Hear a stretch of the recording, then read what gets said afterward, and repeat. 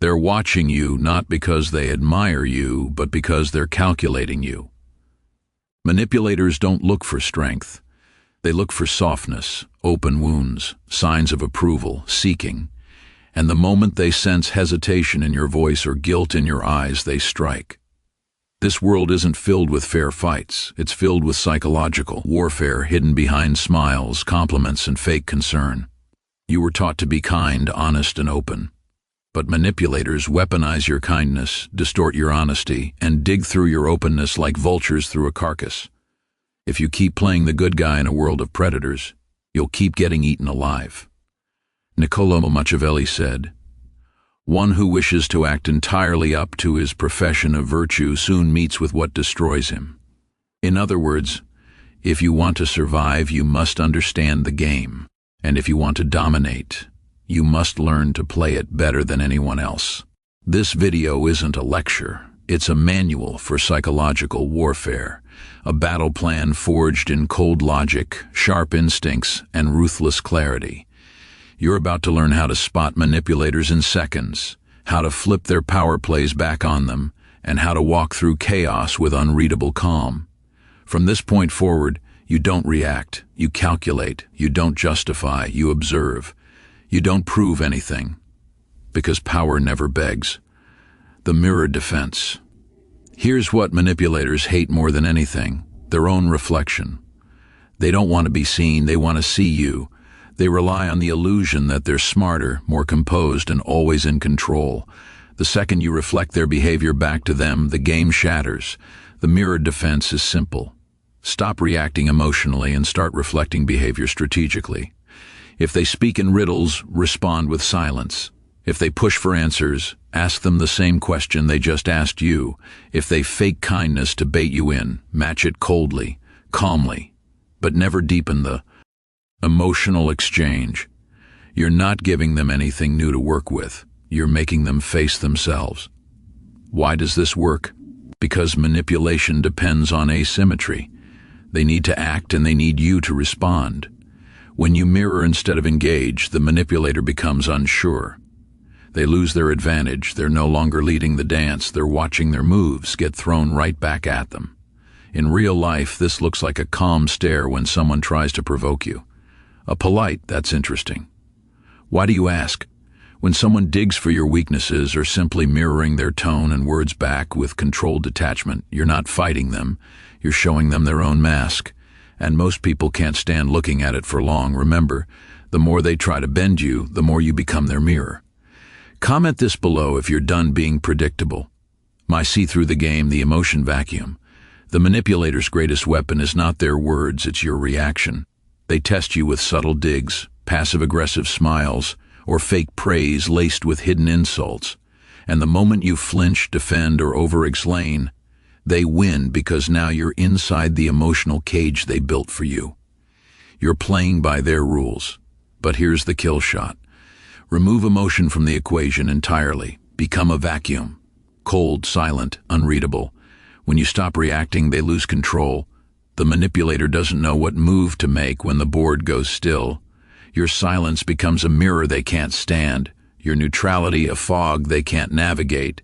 When someone tries to provoke you, give them nothing. Not anger, not a smile, not even confusion, just eye contact and stillness. If they make a joke at your expense, don't laugh. Don't correct them. Let the silence expand.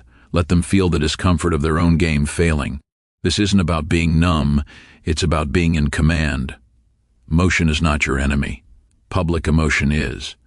In private, you feel everything. But in front of a manipulator, you feel nothing because emotion is data. And you don't give data to the enemy. Strategic delay. Manipulators thrive on urgency. They pressure you to answer fast, decide quickly, react immediately. Why? Because speed kills thinking. And when you're moving fast, you don't see the trap until you're already in it. This is where you break their rhythm with one of the most underrated power plays, delay. The art of not responding when they expect it. The strategy of slowing down time so they sit in their own uncertainty. Silence isn't passive. It's surgical. Strategic delay gives you space to observe their intent, their patterns, and their desperation. and that desperation will always expose them. Let's make this real. Someone sends you a message laced with pressure. Can you do this for me? Or I need an answer right now. Most people rush to please you. You wait hours, maybe even a full day.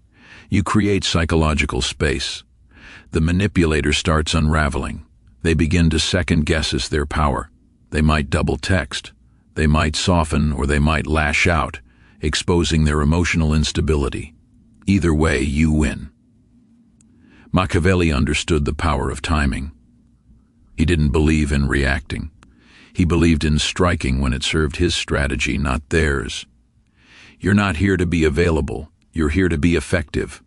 Strategic delay reclaims your time, your frame, and your authority, and it doesn't end with texts or calls. Use this tactic in person. When someone confronts you, don't respond immediately. Pause, breathe, let silence speak first.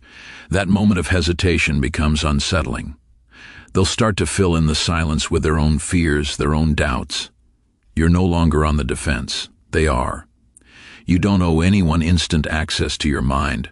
Delayed response is not weakness. It's proof that you're thinking, calculating, choosing when and if to respond on your terms. This is how kings operate. This is how power speaks without raising its voice. Reward reversal. Manipulators bait you with two tools, praise and guilt. If they can't seduce you with compliments, they'll guilt you with obligation. Both are psychological levers. One pulls your ego, the other your conscience, and if you respond to either, you're already under control. But here's the twist. Instead of resisting the reward, you flip it.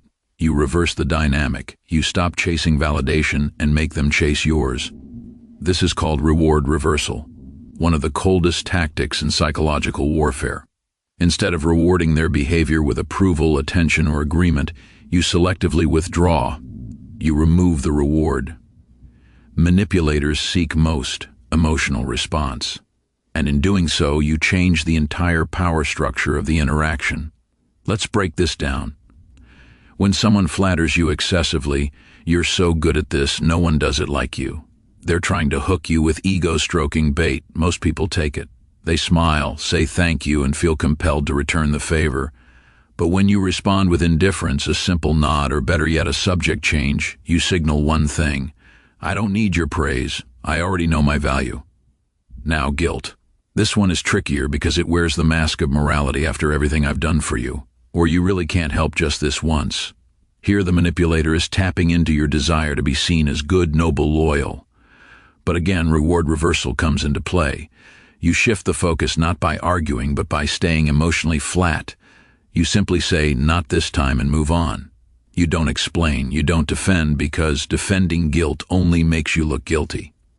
Here's the core. People are addicted to validation, especially manipulators. They thrive on being seen, heard, and obeyed. When you become the source of validation and then restricted, they spiral. You control when it's given, how it's given, and most importantly, if it's given. A powerful real-life example.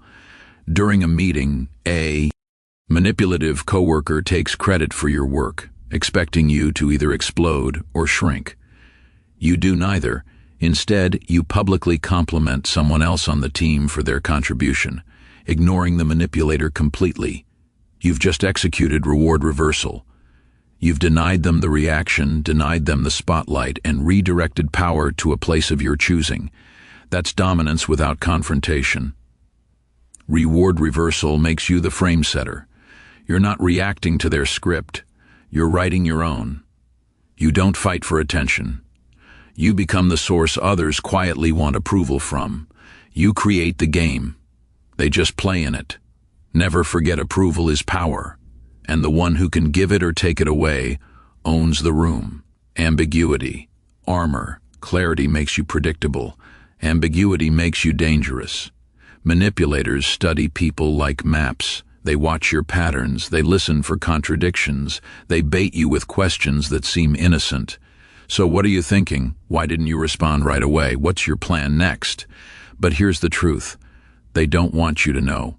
The moment you give them clarity, you give them coordinates. And once they have coordinates, they start plotting how to use you. That's why the most powerful weapon in psychological defense isn't aggression.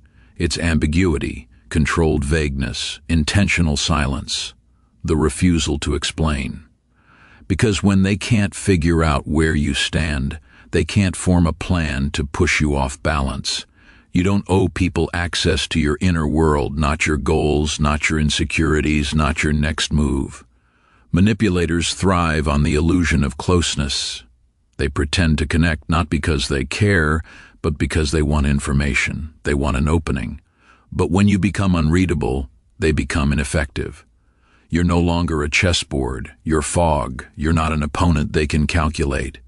You're a question they can't answer. Ambiguity armor begins with language. Stop giving absolute answers. Stop over-explaining. Speak in measured tones with intentional gaps. When asked, "What do you want out of this?" say, "I'm still deciding." When asked, "Where do you stand on this issue?" respond with, "It depends on how things evolve." When someone demands to know what's wrong, don't rant. Say, "I'm processing." Short, vague, calm. They'll press harder, that's normal. But your silence will make them louder. And the louder they get, the more exposed they become. Another layer of ambiguity is physical presence. Watch your body language. Don't over-smile, don't nod excessively, don't lean in too much. When you reveal too much interest or approval through gestures, manipulators register that as leverage. Instead, give them stillness. Give them pauses. Let them wonder if they impressed you, annoyed you, or confused you. You are the enigma now, not the victim. And here's the Machiavellian twist. Ambiguity isn't weakness, it's strategy. Machiavelli advised rulers to be both lion and fox, force and cunning. Force is what you do. Cunning is what you hide. When you're ambiguous, you're not indecisive. You're untouchable. You create doubt in their mind while staying fully in control of yours. You frustrate their attempts to analyze you, predict you, or pin you down. Think about the power dynamics this creates in conversation. When you say less, the other person reveals more. People hate psychological silence. They rush to fill it. And in doing so, they expose what they fear, what they want, and how far they're willing to go. All while you sit back and watch. In relationships, when you don't label everything, when you keep parts of your life private, you maintain leverage. You create contrast. One moment you're warm, the next you're unreadable. And that contrast keeps people hooked, guessing, and cautious because no one wants to lose what they don't fully understand. Mystery breeds value. Even in professional settings, ambiguity is power. The one who speaks last in a negotiation has the edge. The one who doesn't reveal their full intentions forces others to guess. And guessing creates hesitation. In leadership, this becomes an advantage. You're not erratic. You're deliberate. You're not cold. You're calculating. You're not distant. You're disciplined with your presence. Ambiguity creates space. And in that space, you observe everything. You gather data. You watch people reveal their hand before you ever lift yours. You become a psychological shadow, always present, never obvious. So the next time someone demands clarity, pause. The next time you feel the urge to explain, resist it. The more they want to understand you, the more you hold back. Not out of fear, but out of control. Because in a world full of loud performers and fake transparency, nothing is more powerful than a person no one can figure out. The exit threat. A manipulator's power dies the second they believe you can walk away and actually mean it. You see, most people stay in the game too long. They argue. They plead. They try to make sense of someone's bad behavior, hoping to fix the relationship, the deal, the situation. But manipulators thrive on that emotional attachment. They bet on your fear of losing the connection. They test how far they can push before you finally break. But when you stop clinging, when you stop proving, when you stop explaining yourself, you become a psychological threat. That's where the exit threat comes in. It's not loud, it's not dramatic. It's not an announcement. It's a quiet, confident possibility that you project with your presence. I'm not tied to this. I don't need this. I'm here because I choose to be. and I can leave just as easily. That idea alone dismantles most manipulators because they don't operate from true power. They operate from control through dependence. They trap you emotionally, financially, socially, so the thought of losing them feels like death. But the second you become detached, they panic. Detachment is terrifying to people who manipulate. Why? Because it makes you unreadable. You're no longer reacting to their pressure. You're not chasing their validation. You're not clinging to the relationship or the outcome. You're just there, calm, centered, and willing to disappear at any moment without warning. That is unbreakable leverage. Let's bring it down to the real world. In a toxic relationship, the manipulator guilt trips you every time you try to assert yourself. You say no and they say, so you don't care about me. You try to take space and they say, I guess I'm not a priority. The goal is to make you question your boundaries, to make you feel bad for having them. But then one day, you don't respond with explanations. You don't argue. You don't cry. You just say, all right. And you disappear for a few days. No calls, no texts, just presence removed. That silence burns, not because you're trying to punish them, but because for the first time they feel powerless. The same silence they once used to control you has now turned against them, and they start spiraling. Or take a workplace scenario. A colleague constantly undermines you, takes credit for your work, or pressures you into carrying their weight. Most people complain. They try to reason, but the cold strategist doesn't. You document everything. You get your results. You build connections on the side. And one day you request a transfer. Or better, you resign and walk straight into a better opportunity. You don't beg. You don't warn. You vanish with your value. That's what the exit threat is. Psychological oxygen control. You become the one who can pull the plug at any moment, and they know it. But here's the key. This tactic only works if it's real. You must truly believe that you don't need anyone's approval, that your life is not defined by the opinions or behaviors of others. The threat of leaving only has weight if you're actually willing to walk. So how do you project this without saying a word? First, through time control. Don't always be available. Don't always respond instantly. Don't always explain where you've been. Let your absence be part of your presence. Let them wonder. Second, through emotional discipline. When someone disrespects you, don't react. Don't defend. Don't even look wounded. Look calm. Look finished. Show them their behavior has no emotional pull on you anymore. Third, through financial and mental independence. If someone controls your paycheck or your living situation, they'll always think they own your behavior. Build your options in silence. Build your escape routes in private, and then when the moment comes, disappear with dignity. Machiavelli said it is much safer to be feared than loved when one of the two must be lacking. What most people miss is this. You don't need to scream to be feared. Sometimes the most terrifying person in the room is the one who smiles and quietly walks away with everything they built and everything you once took for granted. This tactic isn't about ghosting. It's not about being cold for no reason. It's about making sure every connection in your life is chosen, not chained. The exit threat creates space for truth. It reveals who respects your boundaries and who only stayed because they thought you'd never leave. Some people only love you as long as they think you're theirs. Remove that assumption and watch their true self show. This tactic won't just protect you from manipulators, it will reshape every relationship you have. People respect what they believe they can lose, and when you operate with quiet detachment, every manipulative game collapses in on itself. The gaslighting fails, the guilt-tripping backfires, the emotional hooks. They rust and break because you're no longer playing to be accepted. You're walking in already whole. You're not proving your worth, you're proving that you'll protect your peace no matter what it costs. Master-level strategy, when to play dumb. Sometimes the most dangerous. Person in the room is the one who pretends not to see. Manipulators expect resistance. They thrive on your reactions. So when you give them nothing, no defense, no explanation, no emotion, you dismantle them silently. This is the art of playing dumb. You see the game, you recognize the trap, but you act like you don't. That alone breaks their rhythm. They insult you with a passive jab. You smile faintly. Move on. They test you with a question meant to corner you. You shrug it off with disinterest. Meanwhile, you're observing everything, calculating, documenting, waiting. The power in this tactic is patience. You don't strike when they expect it. You wait until it matters. You let them think they're winning, that they've fooled you. And when they're most comfortable, you expose everything calmly, without effort. Because the real win isn't proving them wrong in the moment. It's proving they never had control in the first place. Let them believe you're blind while you quietly build the blueprint to destroy them. You're no longer playable. You're not who you were at the beginning of this video.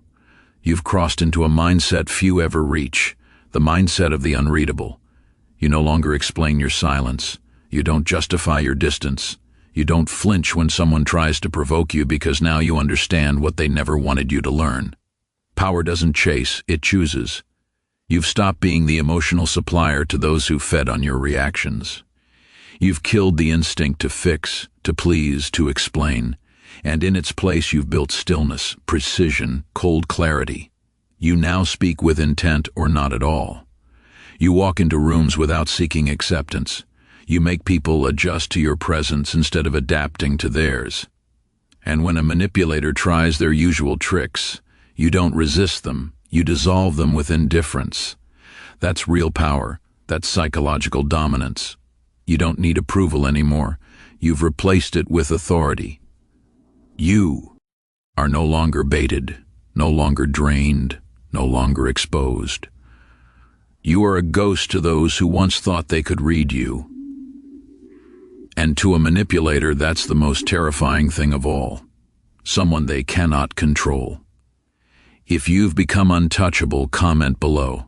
I am unreadable. I am untouchable. This is Side Signal.